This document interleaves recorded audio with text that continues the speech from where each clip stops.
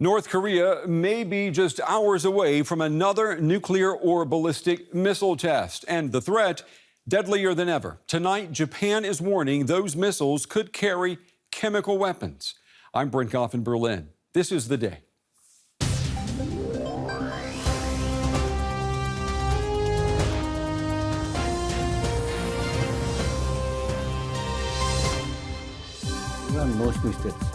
We can see from the satellite image that the building we suspect to be a uranium enriching facility has expanded and more buildings have been built around it.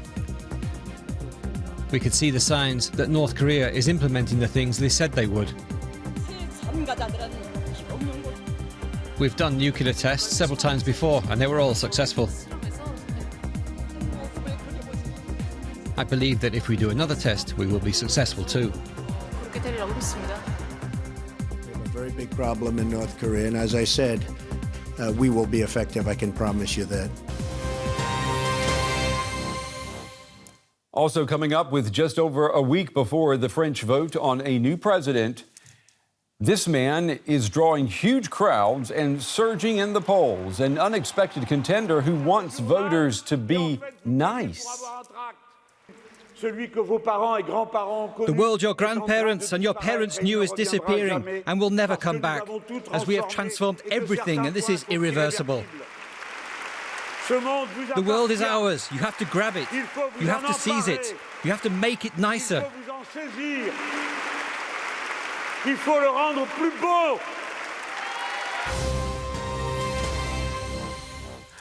We begin the day expecting North Korea to test a weapon and the resolve of the United States at any moment. Now, tensions are high between North Korea and the United States. A U.S. aircraft carrier is heading for waters off the Korean peninsula, a show of force aimed at deterring Pyongyang.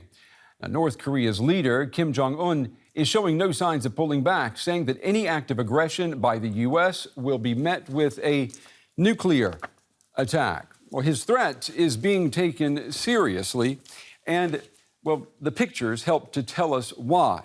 Now, the monitoring service 38 North says that these satellite images, which were taken this week, show North Korea's nuclear test site, quote, primed and ready for a launch.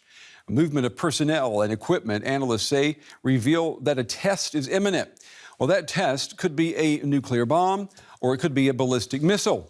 But the stakes, they got higher today. Japan's Prime Minister Shinzo Abe said that there is reason to believe North Korea now has the capability to load a chemical weapon onto a missile that could hit the Japanese capital, Tokyo. Take a listen. There's a possibility that North Korea has already acquired the capability to launch a missile with a sarin gas-loaded warhead. It's therefore a matter of course that some argue whether we should have a deterrence power against it. Well, all eyes are on North Korea, thanks in part to the calendar. On Saturday, the country will celebrate the 105th anniversary of the birth of the man considered to be the father of North Korea. And the current leader, he knows the best time to put on a show is when the audience is watching. Well, today, North Korean state television showed leader Kim Jong-un at the opening of a new residential complex in the capital. Now, it looked more like a military rally and a call to battle, with soldiers parading through the new streets. And in typical North Korean bellicose language, the country's premier told the crowds that the new housing development was more powerful and scarier than hundreds of nuclear bombs exploding over the heads of the enemy. Well, I'm joined now by Aidan-Foster-Carter. He has spent more than 40 years analyzing both Koreas. He is an honorary senior research fellow at Leeds University in the UK. Good evening, Aidan. It's good to have you on the show. What's your take? What's your take on Japan's warning today that North Korea could now have the capability of loading a missile with sarin gas and hitting Tokyo?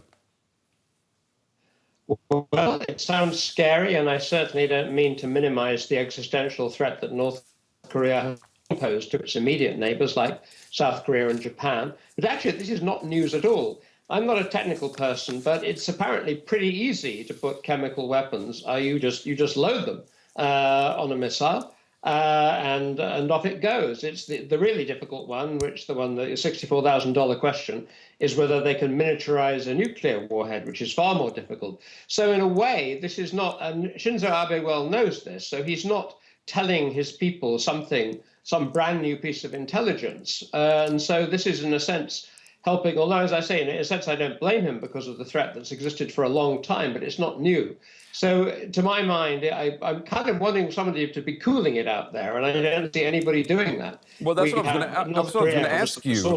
Are we hitting a tipping point here? I mean, is a military confrontation now the only way to change North Korea's course? Absolutely not. It is certainly not the only way. What there has been a distinct absence of for something like 6 or 7 years is diplomacy. I'm not saying diplomacy is easy, and the mantra from conservatives is that diplomacy has been tried and failed because North Korea always cheats. North Korea certainly is a very slippery customer, but the fact remains that even under Obama, the previous US administration, he practiced what he called strategic patience. Most of us couldn't see the difference between that and not actually doing anything. So whereas we'd had regular contacts in the past, those more or less lapsed precisely at a time when North Korea was acquiring a new leader, Kim Jong-un, who basically nobody except the basketball player Dennis Rodman has actually met.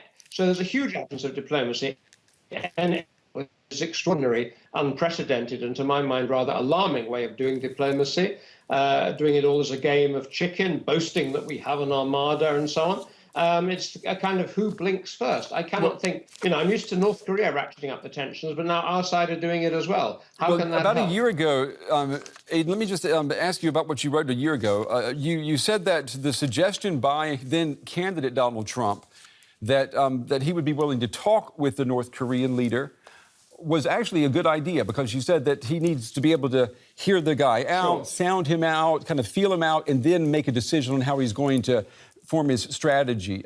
Do you still stand by that position that Trump would be the right president to talk to the North Korean leader?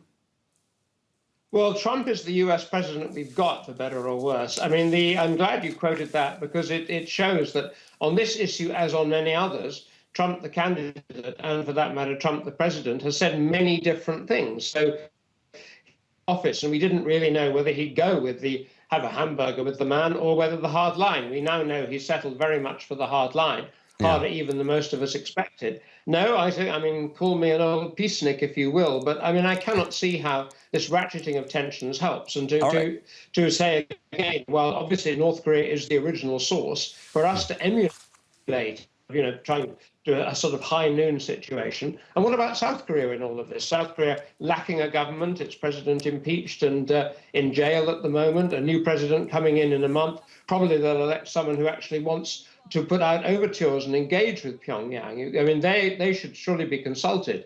There's a sort of US unilateralism, which also worries me very much. This is not. Well, is it really, Aidan? Is it really? Let me interrupt. Is it really U.S. unilateralism? I mean, Trump says that he got a promise from Xi Jinping to help solve this crisis. I want you to take a listen to what the U.S. president said about that. We have a very big problem in North Korea, and as I said, I really think that China is going to try very hard and has already started. A lot of the coal boats have already been turned back. You saw that yesterday and today. They've been turned back.